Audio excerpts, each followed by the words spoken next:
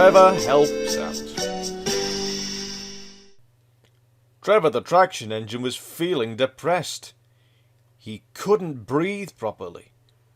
"Your boiler needs mending," said his owner, the vicar, "but I can't afford it at present." One morning the vicarage telephone rang. The vicar answered it, and then hurried out to see Trevor. "You may be a bit under the weather, but you can manage this," he said. "The farmer has cut a tree down, and wants you to saw it up for him." When Trevor had steam, they went to the farm and set to work in a field near the railway. Thomas passed by with Edward's coaches. He whistled cheerfully. Edward liked trucks, and had been delighted to let Thomas have his coaches for a while. When Edward passed later that morning, he was pulling trucks with a sort of tent over them. These were specially for carrying china clay. The men called them hoods. "Why hoods?" Thomas had asked Bill and Ben. "The hoods are those things like tents," explained Bill.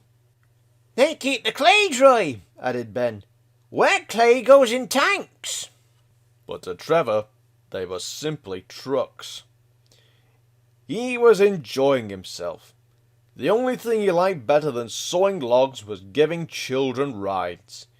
He chunked happily as the pile of logs grew beside him. Edward returned with some empty trucks. As he passed the place where Trevor was working, the line seemed to wobble under him.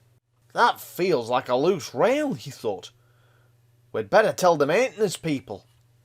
At the harbour, Edward exchanged the empty trucks for full ones, and set off for the junction again. Trevor dozed. The wind had dropped, and it was comfortable in the autumn sunshine. It seemed no time at all before he heard Edward coming back. Trevor whistled a cheerful greeting. He was watching Edward, and so did not see one of the trucks, 6 from the end, sink, jump and shudder, just at the place where Edward had felt a weakness in the line that morning. Sparks flew, a truck wheel jammed, and with a crack, a coupling broke. The last 6 trucks in the guard's van lurched, bumped and stopped. The guard, safe in his van, blew his whistle.